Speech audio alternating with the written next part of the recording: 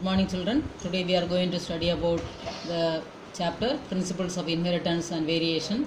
This is the chapter under second unit. Living beings produce offsprings of their own kinds. Living beings produce offsprings of their own kinds. The young ones produced by sexual reproduction always resemble their parents and also each other, but still we show considerable variations. Inheritance is the process by which characters or traits are passed from parents to their progeny, that is, from one generation to the next. It forms the basis of heredity. So, inheritance is the process by which characters or traits are passed from parents to their progeny, from one generation to the next generation. It forms the basis of heredity. Variation is the degree by which progenies differ from their parents.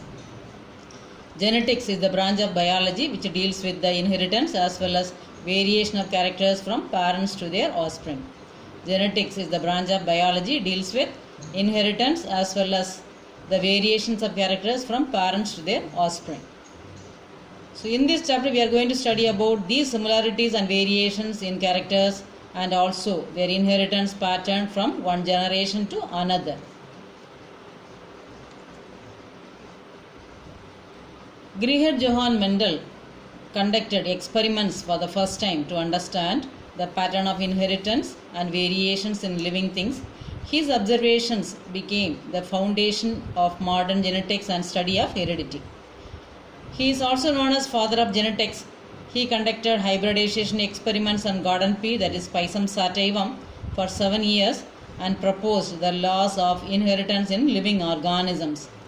Mendel conducted artificial, that is cross-pollination experiments by performing emasculation, that you have studied in previous chapter, that is the removal of anther on several true breeding pea lines. A true breeding line refers to one that have undergone continuous self-pollination and show stable trait inheritance and expression for several generations.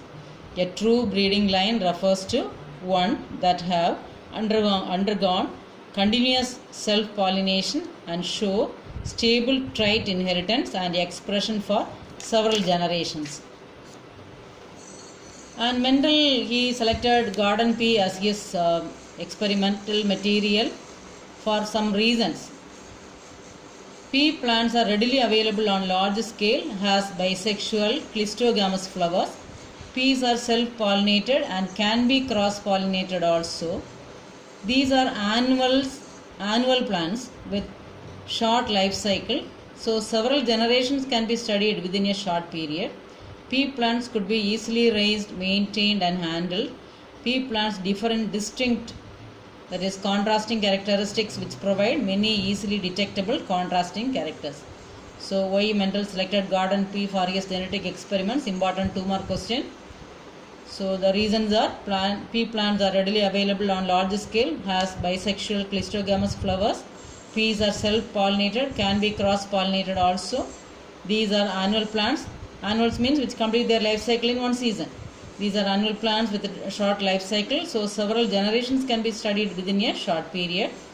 Pea plants could be easily raised, maintained and handled. Pea plants differ in distinct, that is contrasting characteristics which provide many easily detectable contrasting characters.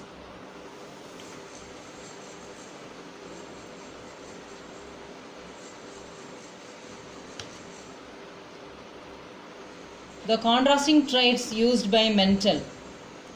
For stem height, when he has taken it as a character, tall plant is dominant and dwarf plant is recessive. In flower color, violet is dominant and white is a recessive trait. Flower position, axial flower is dominant trait, terminal flower is recessive. Pod shape, full is dominant and constricted is recessive trait. Pod color, green is dominant and yellow is recessive trait. Seed shape, round is dominant trait and wrinkled is recessive trait. Seed color, yellow is dominant trait and green color is recessive trait. So 7 traits he has selected for performing his experiments. So you can see here seed shape, seed color, flower color, pod shape, pod color, flower position and plant height, tall and dwarf. Next is about monohybrid cross. This you have studied already in 10th class. It's a cross between parents differing in only one trait. Mendel observed one trait or character at a time. He crossed tall and dwarf pea plants to study the inheritance of one gene. He hybridized plants with alternate forms of a single trait. That is called monohybrid cross. The seeds produced by these crosses were grown to develop into plants of filial 1 progeny, that is F1 generation. He then self-pollinated the tall F1 plants to produce plants of filial 2 progeny, that is F2 generation. And in later experiments, he also crossed pea plants with the two contrasting characters known as dihybrid cross also. So when we see about Mendel's observation, Mendel found that all pea plants were tall, none was dwarf in F1 generation. He also observed one pair of traits and found that F1 plants always resemble either one of its parent and the trait of other parent was not found. That is, the dwarf plant was not found in F1. In F2 generation, he found that some of the offsprings were dwarf, that is, the characters which were not seen in F1 generation were expressed in F2 generation. The proportion of plants that were dwarf were 1/4 of F2 plants, while 3/4 of the F2 plants were tall. The contrasting traits did not show any mixing either in F1 or in F2 generation, as none was of intermediate height.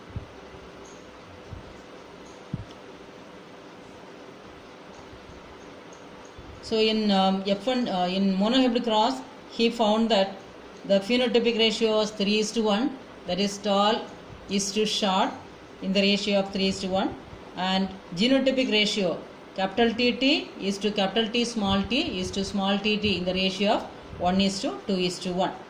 The same cross already you have studied in 10th class.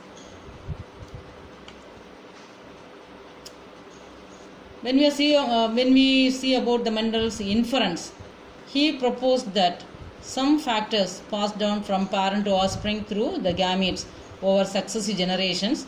Nowadays, these factors are known as genes. Genes are hence the units of inheritance. Genes which code for a pair of contrasting traits are known as alleles or allelomorphs.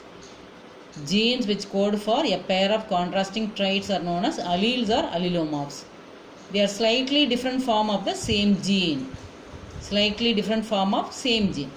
Genes occur in pairs in which one dominates the other, called as dominant factor, or the gene which expresses itself, while the other remains hidden. It is called recessive factor. Alleles can be similar in case of homozygous, capital TT or small tt, and dissimilar in case of heterozygous, capital T, small t. Homozygous, capital TT or small tt, heterozygous, capital T, small t. In a true breeding tall or dwarf pea variety, the allelic pairs of genes for height are identical or homozygous. Capital TT and small tt are called genotypes, while the characters that are dwarf are the phenotypes. Tall and dwarf are phenotypes. When tall and dwarf plants produce gametes by process of meiosis, the alleles of the parental pair segregate and only one of the allele gets transmitted to a gamete. Thus, there is only 50% chance of a gamete containing either allele, as segregation is a random process.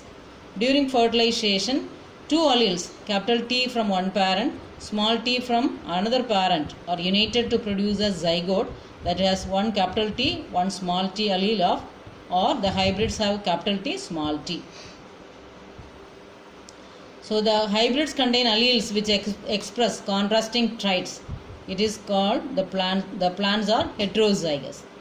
The hybrids contain alleles which express contrasting traits. The plants are heterozygous.